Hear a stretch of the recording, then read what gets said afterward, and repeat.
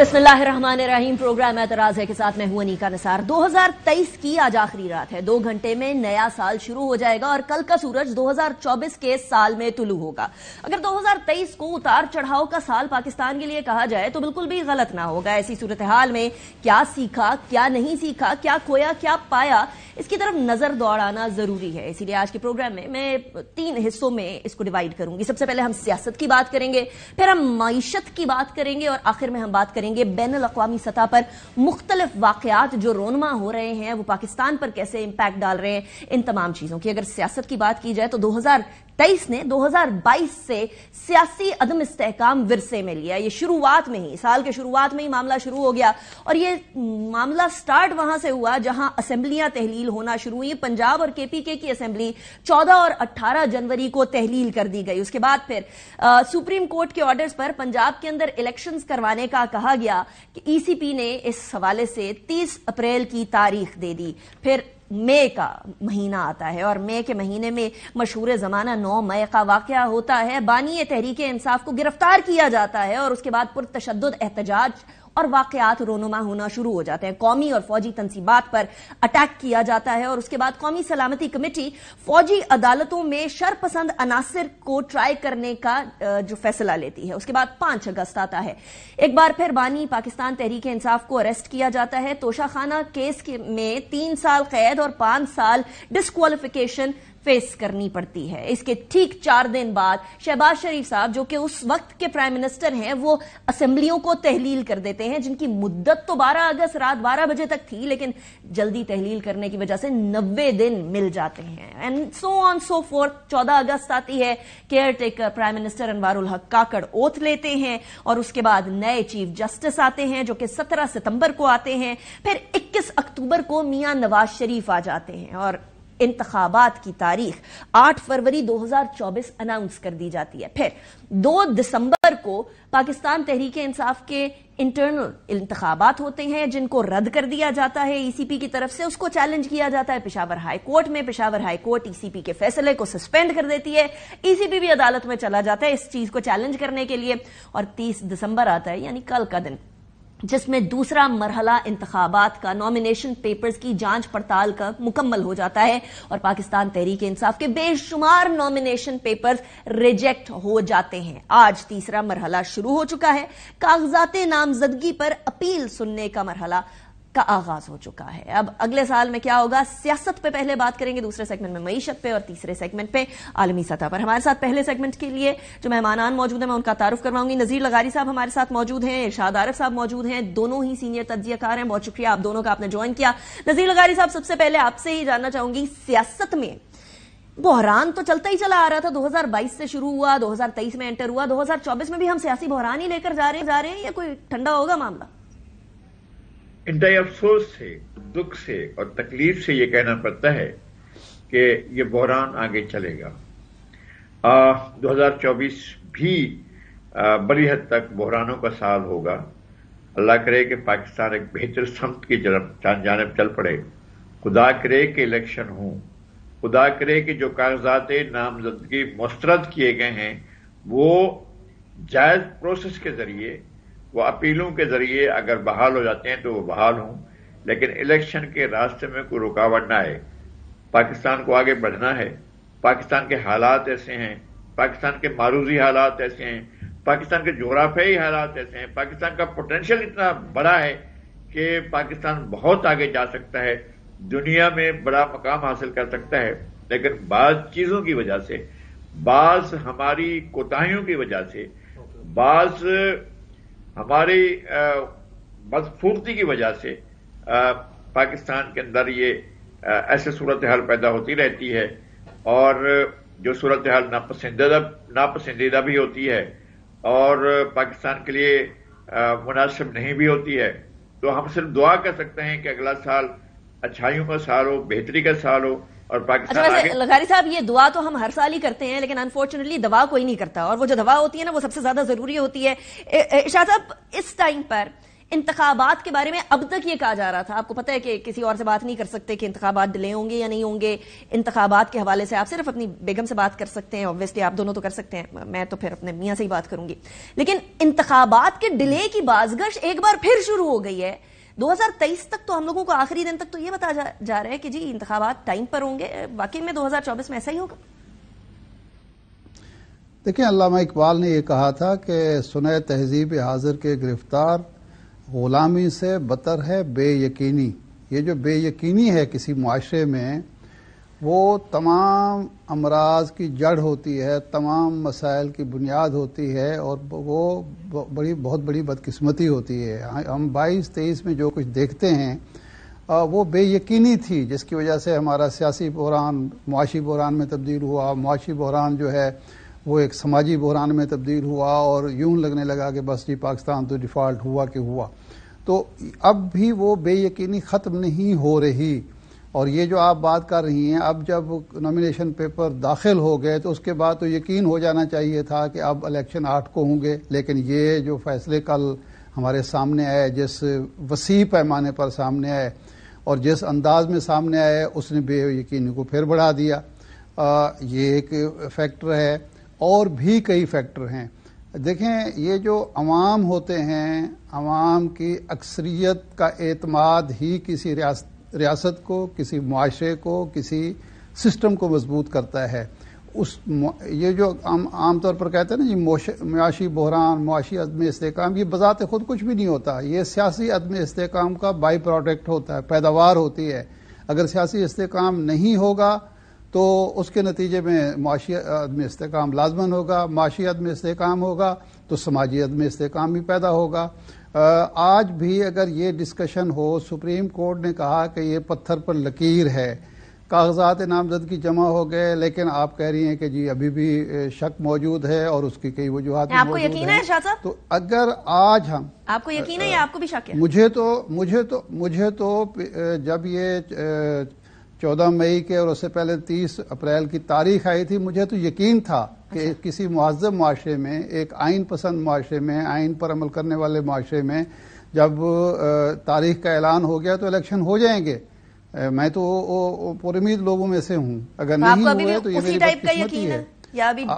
ابھی بھی مجھے یقین ہے، 100% یقین ہے کہ جب الیکشن کمیشن کہہ رہا ہے، جب سپریم کورٹ آف پاکستان کہہ رہی ہے، سب بس پر یقین ہے. چلیں آپ کہتے ہیں یقین ہے تو ہو جانا چاہیے. Fair enough. اچھا، لیکن اگر خدا نخواستہ یہ نہیں ہوتا تو پھر ہم اگلے سال بھی 2 گھنٹے بعد جو شروع ہونے والا ہے، پھر بھی ہم استحکام کی توقع نہیں کر سکتے. اچھا، ویسے ہم ای سی پی اور سپریم کورٹ کی بات کے حساب سے جائیں گے کہ یہ یقین ہے کہ 8 فروری کو انتخابات ہوں گے، لیکن لغاری صاحب اس پورے سال میں ہر جماعت نے کچھ نہ کچھ پایا ہے اور کچھ نہ کچھ کھویا ہے. آپ کی جماعت، آپ کے خیال میں کس جماعت نے سب سے زیادہ پایا ہے اور سب سے زیادہ کھویا ہے؟ اچھا، یہ بہت مشکل ہوتا ہے کہ آپ اس طرح سے میجرمنٹ کریں. اصل میں فیصلہ حالات کرتے ہیں. میرے خیال میں اب تک جو لگ رہا ہے وہ پی ایم ایل این نے کھویا ہے اور پی ٹی آئی نے پایا ہے، یہ لگ رہا ہے. باقی جماعتیں جو ہیں وہ اپنے انہی اثرات کے زیر اثر رہی ہیں جو یہ اثرات پیدا ہوئے ہیں. الیکشن کے بارے میں جو بات ہو رہی تھی اس میں میں ایک بات ضرور کرنا چاہتا ہوں، وہ یہ ہے کہ جس طرح سے جناب ارشاد عارف صاحب نے اس یقین کا اظہار کیا ہے کہ الیکشن ہر حالت میں ہونے چاہیے اور وہ یقین بھی رکھتے ہیں کہ ہوں گے. میری صرف اتنی سی گزارش ہے کہ خدا نہ کرے، اللہ نہ کرے کبھی 8 فروری کو کسی اور ڈیٹ پر لے جایا جائے. اگر یہ تاریخ کہیں چلی گئی آگے تو پھر خدا جانے کہ وہ تاریخ ہمیں کبھی ملے گی یا نہیں ملے گی، اس کا ہمیں کوئی اندازہ نہیں ہے. تو الیکشن کے بارے میں یہ یقین رہنا چاہیے، یقین رہنا چاہیے اور یقین آگے ہونا بھی چاہیے. اچھا ارشاد صاحب، مسئلہ یہاں یہ آتا ہے کہ جیسے لغاری صاحب نے کہا، بہت سارے لوگوں کی یہ تھاٹ ہے کہ پی ایم ایل این نے لوز کیا ہے، پی ٹی آئی نے گین کیا ہے. ہمیں پتا ہے کہ پاکستان تحریک انصاف کے آخری جو ایام تھے یا جو کچھ مہینے تھے اس کے اندر M P As M N As کا اپنے اپنے حلقوں میں جانا مشکل ہوا تھا کہ آپ لوگوں نے اتنی مہنگائی کر دی ہے، آپ لوگوں نے وہ وعدے جو کیے تھے وہ پورے نہیں کیے. پاپولیرٹی میں تو پی ٹی آئی گین کر گئی، لیکن پی ایم ایل این نے کیسے لوز کیا ہے؟ وہ 21 اکتوبر کو نواز شریف صاحب واپس آئے ہیں، تگڑی جماعت بن کے سامنے آ رہے ہیں، کہہ رہے ہیں کہ ہم انتخابات بھی جیتیں گے، تو آپ کی نظر میں پی ایم ایل این نے لوز کیا؟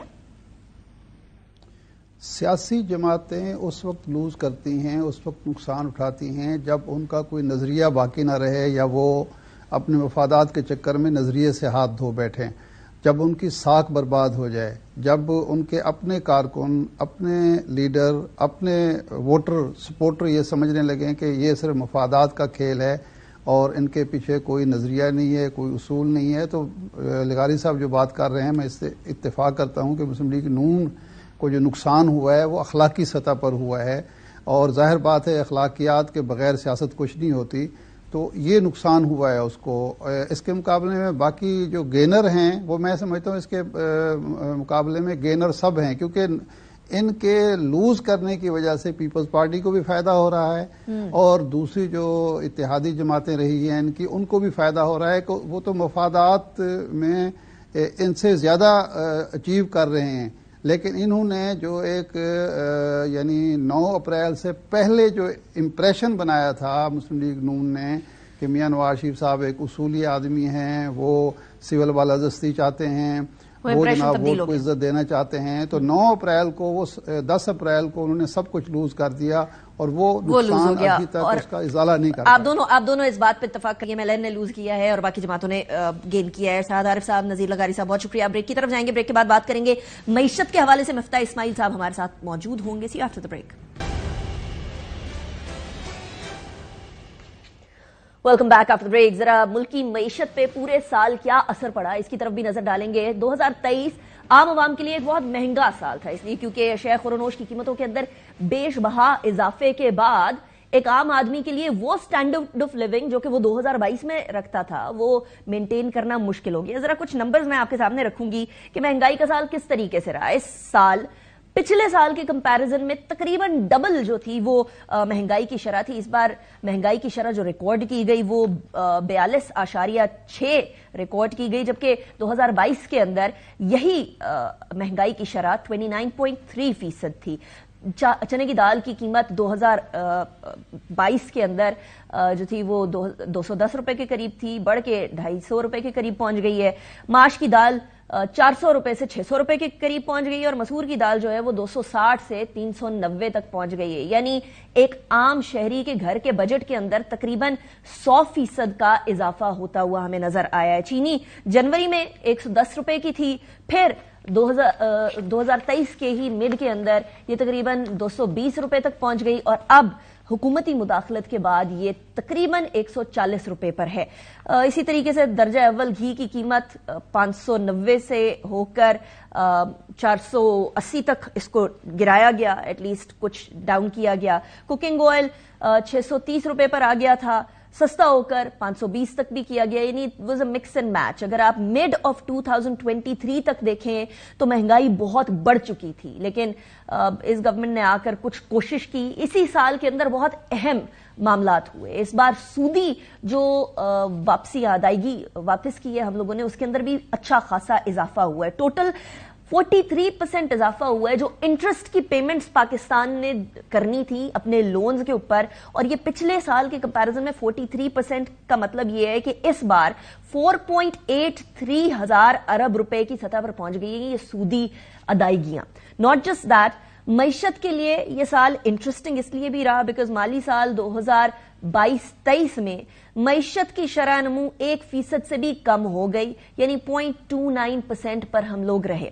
2024 کے اندر جی ڈی پی کی شرح نمو 2.5% تک ایکسپیکٹ کی جا رہی ہے. یہ اسٹیٹ بینک کا تخمینہ ہے. زر مبادلہ کے ذخائر ابھی بھی کو بہت اپریشیبل لیول تک نہیں ہے. ٹوٹل بینکس کو اور اسٹیٹ بینک یعنی پرائیویٹ بینک اور اسٹیٹ بینک کے زر مبادلہ کو ملا کر ہمارے پاس 12 ارب 85 کروڑ 57 لاکھ ڈالر ہو چکی ہے کمرشل بینکوں اور اسٹیٹ بینک کو ملا کر. اچھا، اسی سال کے اندر ہم لوگوں نے تقریباً جون میں آئی ایم ایف کے ساتھ معاہدہ دیکھا. یہ معاہدہ اس ٹائم پہ بڑا اہم تھا. اسحاق ڈار صاحب نے اس کی اناؤنسمنٹ کی. اسی سال ہم لوگوں نے ایس آئی ایف سی کے قیام کی طرف پاکستان کو بڑھتے ہوئے دیکھا. ایس آئی ایف سی کے قیام کے بعد مختلف شعبوں کی طرف مائنز اینڈ منرلز ہو گئے، اس کے اندر آئی ٹی سیکٹر ہو گیا، فارمنگ ایگریکلچرل سیکٹر ہو گیا. اس تمام کی طرف بھی ہم لوگوں نے توجہ بڑھتی ہوئی دیکھی. لیکن اوور آل عام عوام کے لیے یہ سال بڑا مشکل رہا ہے. ایک عام آدمی کے لیے 25,000 روپے کے اندر یا 30,000 روپے کے اندر اپنی ماہانہ گروسری کرنا مشکل ہو گیا. سونے پہ سہاگا یہ کہ بجلی کی قیمتوں کا بڑھنا, گیس کی قیمتوں کا بڑھنا, ٹیکسز کا مزید لگ جانا بڑا مشکل ہو گیا. ہمارے ساتھ مفتاح اسماعیل صاحب موجود ہیں, سابق وزیر خزانہ رہ چکے ہیں. بہت شکریہ مفتاح صاحب, آپ نے ہمیں جوائن کیا. مفتاح صاحب, ٹیکس بڑھ جانا, انٹرسٹ ریٹ ہائی پر ہونا, obviously مہنگائی کی شرح کو کم کرنے کی کوشش کے لیے, لیکن اس سارے کے سارے فیکٹرز نے ایک اور جگہ پر بڑا ہٹ کیا ہے. کاسٹ آف ڈوئنگ بزنس بھی بے شمار تھی, بزنس سلو ڈاؤن ہو گیا ہے. یعنی لانگ ٹرم اسٹریٹجی کے کمپیرزن میں ہم نی جرک ریئیکشن والے اقدامات اٹھاتے رہے ہیں. 2023 کے کمپیرزن میں 2024 کے اندر بھی کوئی بہتری آئے گی, کنسیڈرنگ کہ نئی گورنمنٹ ہوگی, الیکٹڈ گورنمنٹ ہوگی, سیاسی حالات کچھ معاشی حالات کے اوپر اثر ڈال سکیں گے؟ جی شکریہ. میرے خیال سے آپ کی بات کا میں مثبت جواب دوں گا کہ 2023 کے مقابلے میں 2024 جو ہے وہ بہتر لگ رہا ہے مجھے معاشی اعتبار سے. اور آپ نے جو اپنے ابتدائیے میں بہت سارے شماری جات کو مینشن کیا ہے اور میرے خیال سے بڑی ایک پکچر دے دی ہے, مثبت پکچر دے دی ہے, ایک بڑی جامع پکچر دے دی ہے.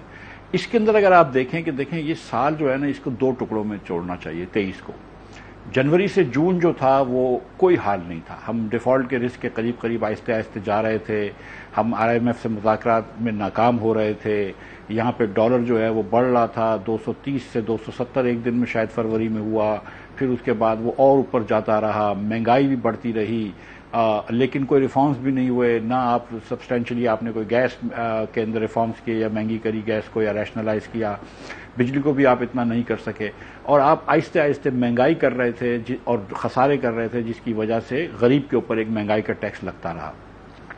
جون میں جب شہباز شریف صاحب نے بالآخر ڈار صاحب کے 6 مہینے کی کوششوں کے بعد یہ کام اپنے ہاتھ میں لیا اور IMF سے جب MD سے پیرس میں مذاکرات کیے, 2-3 دن کے اندر یہ پروگرام ہو گیا, اور جب یہ پروگرام ہو گیا اس کے بعد سے آپ دیکھیں کہ مارکیٹیں مختلف ہوئی ہیں. مہنگائی پاکستان میں آج بھی بہت ہے, اس میں کوئی بحث نہیں ہے, گروتھ بھی نہیں ہے. پچھلے سال آپ نے جو فرمایا کہ 1% منفی گروتھ ہوئی ہے, اگر 2.5% کی یہاں آبادی بڑھ رہی ہے تو اس کا مطلب ہے کہ ہر پاکستانی اوسطاً 3.5% غریب ہو گیا.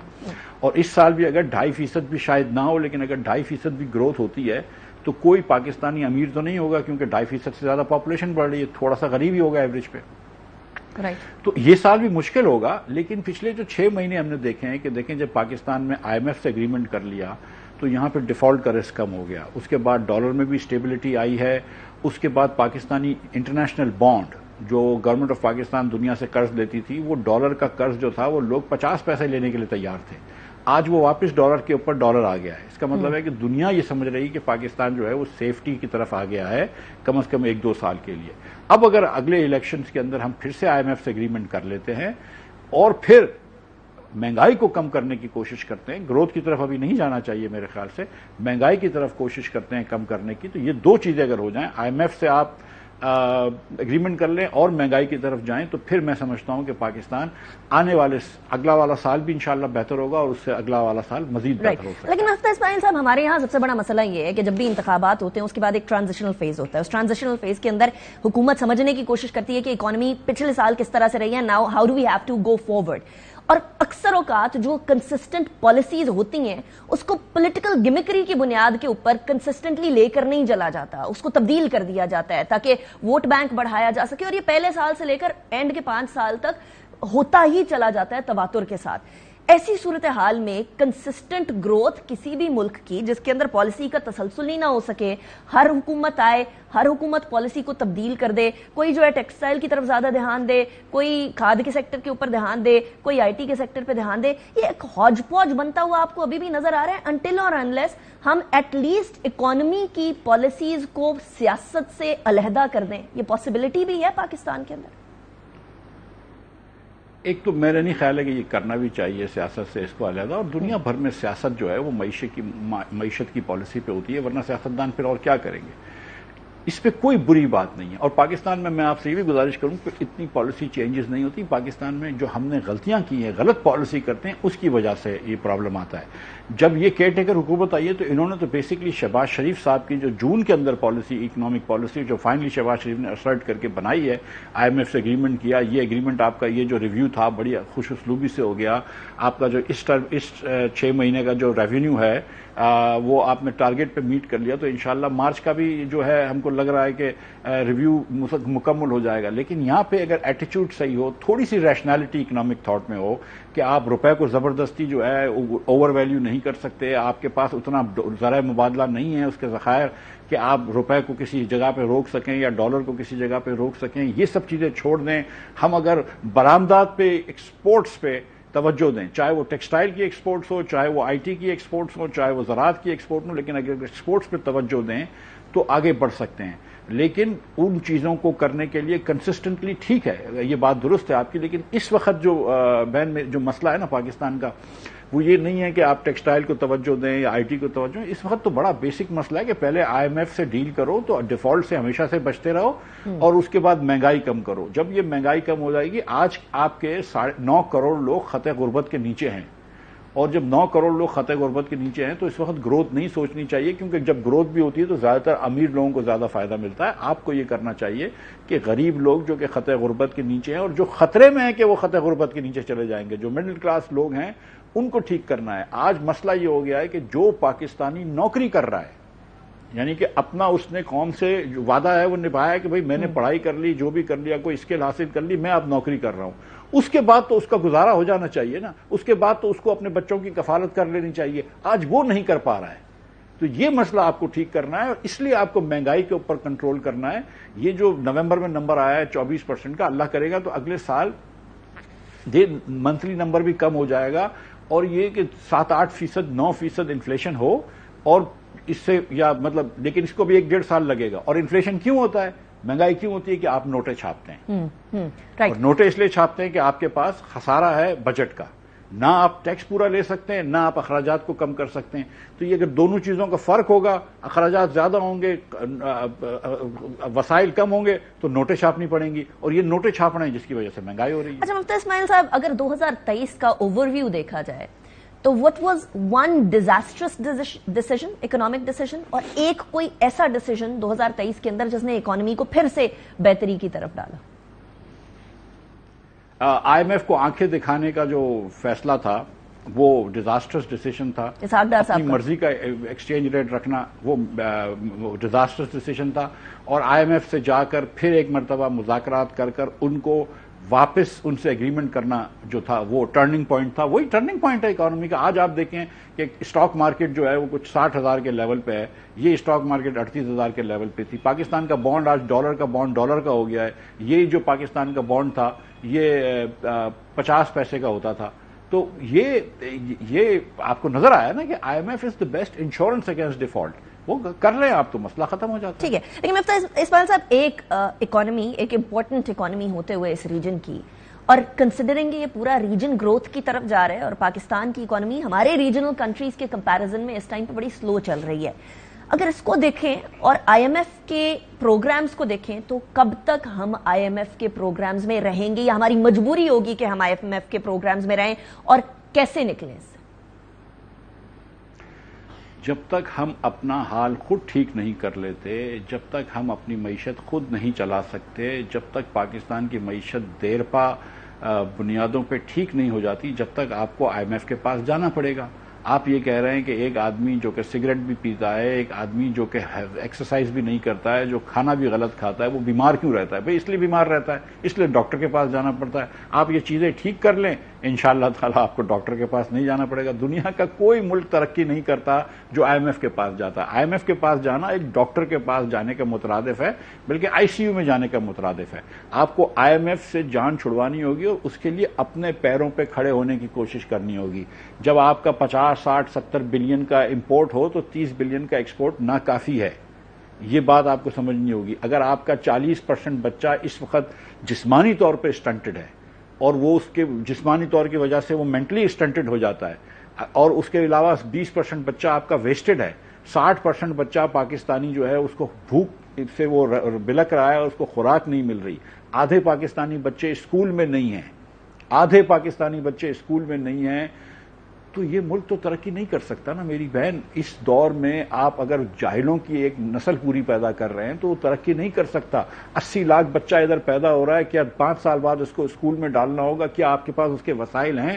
کیا کسی سیاسی لیڈر نے اس کی بات کی ہے کہ یہ 80 لاکھ بچوں کو کیسے اسکول میں ڈالیں گے؟ کیا کوئی پاپولیشن پلاننگ پہ بات ہوئی ہے؟ تو معاشی پالیسی کو چھوڑ دیں. ہمارا وہ تو ہمارے مینیفیسٹو کا حصہ ہی نہیں ہوتا. یہ باتیں تو ہمارے مینیفیسٹو کا حصہ ہی نہیں ہوتی نا, پاپولیشن والی چیزیں. یہ تو پھر اس کو بڑا برا سمجھا جاتا ہے.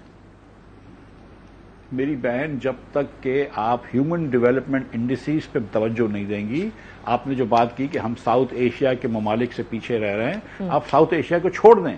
ہم تو بہت ساری چیزوں میں سب سہارن افریقہ کے ملکوں سے پیچھے رہ رہے ہیں. پاکستان میں 28 دن کے پہلے 28 دن زندگی کے اندر جتنے بچے وفات پاتے ہیں وہ دنیا کا سیکنڈ ورسٹ ہے. لیسوٹو ہم سے برا ہے اور ساؤتھ سوڈان اور ہم سیکنڈ ورسٹ ہیں. Absolutely. اب آپ مجھے بتائیے پاکستان میں کانگو کی جتنی آبادی تیزی سے بڑھ رہی ہے. very important aspect of the entire economy of Pakistan. مفتاح اسماعیل صاحب, thank you very much for joining me in the program.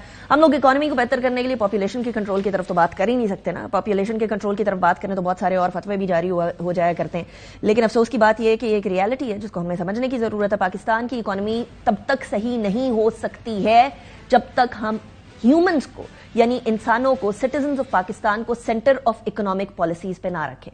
Break کی طرف جائیں گے. بریک کے بعد بات کریں گے کہ پورے سال 2023 کے اندر انٹرنیشنل لیول کے اوپر کیا کیا تبدیلیاں آئیں. بڑی اہم تبدیلیاں تھیں, ہمارے خطے کے اندر بھی بڑی اہم تبدیلیاں رونما ہوئیں, سب کی طرف نظر آ رہی ہیں. Welcome back after break. اب ذرا نظر دوڑاتے ہیں کہ عالمی افق پر 2023 کا سال کیسا رہا, اوور آل انٹرنیشنلی بھی اور ہمارے خطے کے حوالے سے بالخصوص, اور پاکستان کے اوپر کیا کیا اثرات مرتب ہو سکتے ہیں ان سارے ایونٹس کے. سب سے پہلے بات کریں گے, یہ روس اور یوکرین کی جنگ کو 2 سال فروری کے مہینے میں مکمل ہو گئے. 24 فروری کو روس کی جانب سے یوکرین پر کیے جانے والے بڑے حملے کو 2 سال مکمل ہوئے ہیں. چینی کرنسی نے امریکن ڈالر کو یوان نے, یعنی چائنا کے جو کراس ٹریڈ بارڈر کے جو ہوتی ہے پیمنٹس, اس کے اندر پیچھے چھوڑ دیا. یو ایس ڈالرز کا جو پرسنٹیج تھی اس ٹریڈ کے اندر, پیمنٹس کے اندر, وہ کم تھا اور یوان کا زیادہ تھا. ریکارڈ گرم ترین سال رہا ہے. نومبر 2022 سے لے کر اکتوبر 2023 تک گرمی کی شدت باقی سالوں کے کمپیرزن میں سب سے زیادہ تھی, اور اس بار سردیاں بھی ہم اسی طریقے سے دیکھ رہے ہیں. موسمیاتی تبدیلیاں, COP28 بھی ہوا, ساتھ ہی ساتھ 30 نومبر کو عالمی ماحولیاتی کانفرنس کے حوالے سے جو چین امریکہ تعلقات ہے وہ اس سال ہم لوگوں کو بتدریج بہتر ہوتے ہوئے نظر آئے ان کمپیرزن ٹو بیفور. امریکہ اور چین کے صدور کے درمیان تقریباً 1 برس بعد ملاقات ہوئی سان فرانسسکو کے اندر. بھارت کے معاملات ذرا خراب ہوتے ہوئے نظر آ رہے ہیں ہمیں پوری دنیا کے اندر. کینیڈا کے سرزمین میں دہشت گردی کرنا اور وہاں ایک سکھ لیڈر کو مار دینا, اس کے تمام شواہد کینیڈا سامنے لے کر آ گیا. اور اس کے بعد پھر امریکہ کے اندر بھی اسی طرح سے ایک سازش سامنے آئی کہ وہاں بیٹھے, یعنی امریکہ کی سرزمین پر بیٹھے ایک لیڈر کو کس طریقے سے قتل کرنے کی سازش بنائی گئی. بھارت کے اندر انتہا پسندی بڑھتی چلی جا رہی ہے, اور وہ بھارتی انتہا پسندی اب بھارت کی سپریم کورٹ تک پہنچ گئی ہے. مقبوضہ کشمیر کی خصوصی حیثیت کے حوالے سے بھارتی سپریم کورٹ نے فیصلہ کیا. دسمبر 2023 میں بھارتی سپریم کورٹ نے جموں کشمیر کی خصوصی حیثیت ختم کرنے کا جو 5 اگست 2019 کا فیصلہ تھا اس کو برقرار رکھا ہے. بھارت نے 2019 کے اندر مقبوضہ کشمیر کی خصوصی حیثیت کو ختم کر دیا تھا آرٹیکل 370 اور 35A کو ابولش کر کے. اور سب سے بڑا سال کا سانحہ کہہ لیں, سب سے بڑی جنگ اور المیہ کہہ لیں, وہ اس وقت بھی چل رہی ہے. وہ ہے اسرائیل کا فلسطین کے اوپر تابڑ توڑ حملے. ان حملوں کے اندر جواز بنایا گیا 7 اکتوبر کے جو حماس کا سرپرائز اٹیک تھا اسرائیل میں, لیکن یاد رکھیے کہ حماس 1987 میں بنی تھی. 1947 سے لے کر 1987 تک تقریباً ان 4 دہائیوں کے اندر 40,000 کے قریب فلسطینیوں کو آلریڈی اسرائیل شہید کر چکا تھا. اب یہ جو صورتحال ہے یہ 86 دنوں سے مسلسل چل رہی ہے اسرائیل کی اور فلسطین کے ساتھ, اور اس ٹائم تک تقریباً 58,000 فلسطینی जो है वो जख्मी हो चुके हैं और 30,000 फलस्तीनी जो हैं वो शहीद हो चुके हैं, क्योंकि ये फिगर कंफर्म इस तरह से नहीं हो सकती कि बहुत सारे लोग अभी भी मलबे तले दबे हुए हैं। और ऐसी सूरत हाल में अफगानिस्तान की तरफ से, जो अफगानिस्तान की सरजमीन से पाकिस्तान पर हमले हो रहे हैं, उनको भी पीछे नहीं छोड़ा जा सकता। 2023 के साल में 1000 पाकिस्तानी दहशतगर्द हमलों में शहीद हो गए, जिसके अंदर से 260 आर्म्ड फोर्सेस के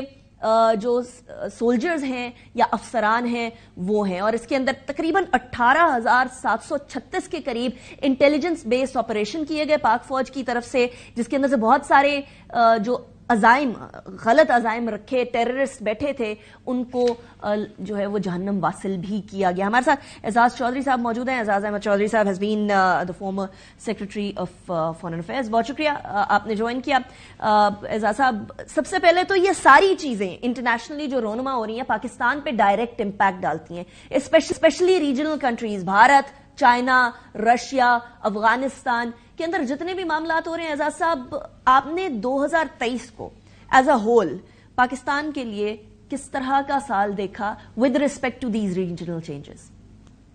जी, पहले तो मैं ये कहूंगा कि दाखिला पॉलिसी और खारजा पॉलिसी मुतसिल हैं, एक दूसरे का अक्स हैं। दाखिला पॉलिसी का ही अक्स खारजा पॉलिसी है। तो चूंकि 2023 में हमारे अंदरूनी हालात में तलातुम रहा, खुसूसन इक्तिसादी मैदान में, और जब आप कहीं पैसे लेने जाएं तो अगले शराइत भी लगाते हैं, तो आपकी खारजा पॉलिसी की स्पेस जो है 2023 में कम रही। उम्मीद करेंगे कि अब नई हुकूमत बन जाए इलेक्शंस के बाद और स्टेबिलिटी आए और हम ये मांगने के मामलात से आगे बढ़कर अपनी चादर में रहना सीखें, तो शायद फिर हम पाकिस्तान की खारजा पॉलिसी पे भी उसके मुस्बत असरात पड़ेंगे।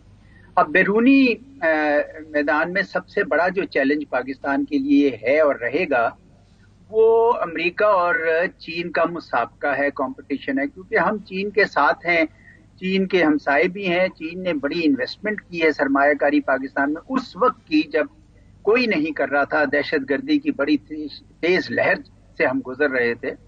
और अमेरिका के साथ हमारे बड़े तजारती ताल्लुकात भी हैं, हमारे सरमायाकारी के ताल्लुकात भी हैं।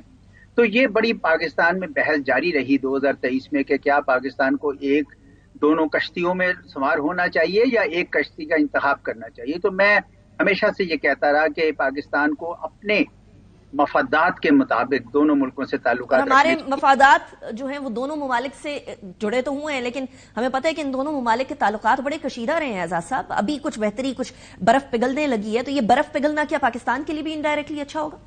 बहुत अच्छा होगा। उसकी वजह यह है कि बार बार प्रेसिडेंट शी और प्रेसिडेंट बाइडेन जब भी मिल रहे हैं सैन फ्रांसिस्को में, उससे पहले वो बाली में 2022 में मिले, उन्होंने कहा कि हम बिल्कुल कोल्ड वॉर की तरफ नहीं जा रहे और हम कोई इस किस्म का कोई मसला खड़ा नहीं करना चाह रहे। इवन जो डीकपल कहते थे हम चीन की उससे करना चाहते हैं इकोनॉमी से, वो भी खत्म हो गया, उन्होंने डी रिस्क की बात कर रहे हैं। तो ये पाकिस्तान के लिए अच्छा है। पाकिस्तान को वो स्पेस मिलेगी जिसमें आप चीन के साथ भी अपने मफादात के हिसाब से ताल्लुकात रखें और अमेरिका के साथ भी अपने मफादात के हिसाब से ताल्लुक रखें। तो ये पाकिस्तान का पहला पाकिस्तान के लिए बेहतर है। अच्छा एजाज साहब, अब जरा आते हैं इंटरनेशनल, एक जो एजेंडा, एक जो इशू अभी चल रहा है वो फलस्तीन के ऊपर नॉन स्टॉप बमबारी है इसराइल की, और इसके अंदर बहुत सारे मुसलमान ममालिक और बहुत सारे गैर मुस्लिम ममालिक फलस्तीन के साथ खड़े हैं। लेकिन अनफॉर्चुनेटली जब भी सीज फायर की कोई भी रेजोल्यूशन सामने आती है तो अमेरिका उसको कंटिन्यूअसली वीटो करता चला आ रहा है। ये इसका स्पिल ओवर इफेक्ट, इसके बारे में UN secretary general Antonio Guterres ने भी बोला है कि इसका स्पिल ओवर इफेक्ट फर्दर जाएगा, लेबनान तक तो पहुंच गया, सीरिया तक, यमन तक पहुंच गया,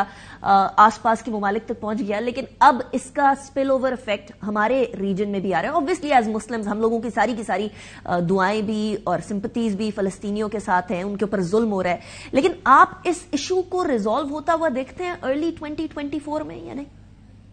मुझे ऐसा नजर नहीं आ रहा जी। उसकी वजह यह है कि इसराइल, मुझे यूं लगता है कि वो ग्रेटर इसराइल बनाने के चक्कर में है, और अगर उसका यही वो है तो फिर कोशिश कर रहा है कि जितने फलस्तीनी रह गए हैं इस इलाके में, वेस्ट बैंक में और गजा में, वो या तो मिस्र चले जाएं या जॉर्डन चले जाएं, और इसी वजह से वो मुल्क भी नहीं चाहते कि ये दोबारा रिफ्यूजीज की शक्ल में आ जाए। वो 2 स्टेट्स वहीं पे देखना चाहते। तो امریکہ اس وقت جس طریقے سے اسرائیل کی مدد کر رہا ہے اس میں رک نہیں رہا، اس سے مجھے یہ لگتا ہے کہ یہ سلسلہ ابھی چلے گا.